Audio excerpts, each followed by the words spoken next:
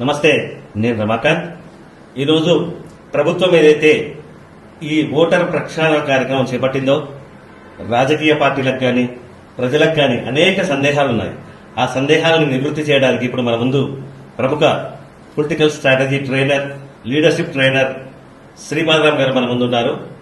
నమస్తే సార్. నమస్కారం. బాగున్నారా? బాగున్నాం, సూపర్. అసలు ఈ సర్ గురించి అనేక సందేహాలు ఉన్నాయి. అంటే సర్ యొక్క రూల్స్ అండ్ రెగ్యులేషన్స్ ఏంటి, వాటిపై రాజకీయ పార్టీలు ఏ విధంగా పనిచేయాలి, ప్రజలకు ఏ విధమైన ఇన్ఫర్మేషన్ ఇవ్వాలని చెప్పేసి అనేకమైన క్లారిటీ లేదు జనాలలో. దానికి మీ యొక్క సలహాలు సూచనలతో ప్రజలకు కానీ రాజకీయ పార్టీలకు కానీ వాటి సందేహాలను చేయాల్సిన మొదటగా సర్ అంటే ఏంటి, దాని ఉద్దేశం ఏంటి?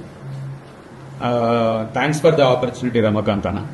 ఎందుకంటే ఈ సర్ గురించి జనాలకు క్లియర్ గా తెలవాల్సిన అవసరం ఉంది. రాజకీయ పార్టీలకు అవగాహన ఉండాలి, బిఎల్ఏస్ కి అవగాహన ఉండాలి. బిఎల్ఏ అంటే బూత్ లెవెల్ ఏజెంట్స్ కి.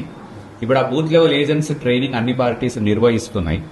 అట్ ద సేమ్ టైం చాలా మందికి క్లారిటీ లేని విషయం ఏంటంటే ఓటర్ కు కూడా కంప్లీట్ అవగాహన ఉండాలి ప్రోగ్రామ్. అందుకని మీరు మన ఇద్దరి మధ్యలో జరిగిన డిస్కషన్ లో ఈ సర్ను వీడియో చేద్దామనే ఆలోచన మీ నుంచి వచ్చింది, విచ్ ఇస్ 100% పర్ఫెక్ట్. యాక్చువల్గా సర్ అంటే ఏంటి?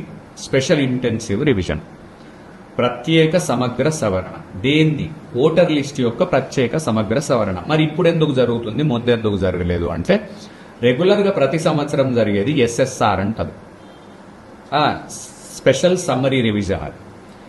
ఇప్పుడు జరిగేది ఏంటంటే స్పెషల్ ఇంటెన్సివ్ రివిజన్. సమ్మరీ రివిజన్లు ఏం చేస్తారంటే new voter editions, duplicate voter deletions, death అయిన వాళ్ళ డిలీషన్స్ రెగ్యులర్ గా జరుగుతుంటది ఆ ప్రాసెస్. అయితే ఇక్కడికి డిఫరెన్స్ ఏముంటది అంటే, లాస్ట్ అంటే ఎస్ఎస్ఆర్ లనేమో ఓటర్ వెళ్ళి ఏదైతే ఫామ్ సబ్మిట్ చేస్తాడో దాని ప్రకారంగా ఈసీ రియాక్ట్ అవుతుంది. ఈసారి అట్లా కాదు, ఎలక్షన్ కమిషన్ వెరిఫికేషన్ ప్రాసెస్ ఇది ఎప్పుడు జరిగింది అంటే 2002 నుంచి 2004లో జరిగింది లాస్ట్ టైం. సో 2004 నుంచి 2026 వరకు సర్ అనేది లేదు. సో ఎప్పుడు నీడ్ ఉంటే అప్పుడు రాజ్యాంగబద్ధంగా ఈ ఓటర్ లిస్టు ప్రక్షాళన జరుగుతుంది. ఎందుకు ఈ ప్రక్షాళన జరగాలి అంటే, తెలిసి చేసిన తప్పులు కొన్ని ఉంటాయి, లిస్టులో తెలియక చేసిన తప్పులు కొన్ని ఉంటాయి. తెలిసి అంటే లైక్ డబల్ ఓట్లు అవి ఇవన్నీ, ఈ డూప్లికేట్ ఓట్ అనండి, డబల్ ఓట్ అనండి, మీరు ఏమన్నా చాలా ఇష్యూస్ జరుగుతాయి అందులో.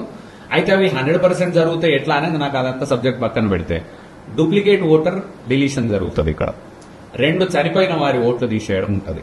కొత్త ఓటర్ రిజిస్ట్రేషన్ యాజ్ యూజువల్ గా జరుగుతుంది. షిఫ్టెడ్ ఓటర్, ఇదంతా టోటల్ లిస్ట్ ని ఏం చేస్తారంటే కంప్లీట్ ఒకసారి వెరిఫికేషన్ ప్రాసెస్ చేస్తారు. ఇప్పుడు మరి వెరిఫికేషన్ మధ్యలో జరగలేదంటే 2004లో జరిగిన తర్వాత 2004 నుంచి 26 వరకు వెరిఫికేషన్ జరగలేదు, సర్ జరగలేదు. ఎస్ఎస్ఆర్ రెగ్యులర్ గా జరుగుతుంది. అందుకని ఇప్పుడు ఇది చాలా సీరియస్ గా తీసుకోవాల్సిన అవసరం ఉంది. పార్టీస్ సీరియస్ గా తీసుకోవాలి, దీన్ని బిఎల్ఏస్ సీరియస్ గా తీసుకోవాలి, బూత్ లెవెల్ ఏజెంట్. తర్వాత బూత్ లెవెల్ ఏజెంట్ తర్వాత సీరియస్ గా తీసుకోవాల్సిన అవసరం ఓటర్ కు కూడా ఉంది. ఎందుకంటే మన ఓటు ఎంత ఇంపార్టెంట్ అని మనకు అనిపించినప్పుడు మన ఓటును మనం జాగ్రత్తగా చూసుకోవాలి కదా. ఎవరు కూడా దాన్ని తీసేయాలనుకోవట్లేదు, అందరూ కూడా దాని ప్రక్షాళన వెరిఫికేషన్ ఒక ప్రాపర్ ప్రాసెస్ త్రూ వెళ్తుంది. దీనికి భయపడాల్సిన అవసరం లేదు, ఏదో అవుతుందని. కానీ అట్ ద సేమ్ టైం జాగ్రత్తగా ఇది ఉండాలి కదా.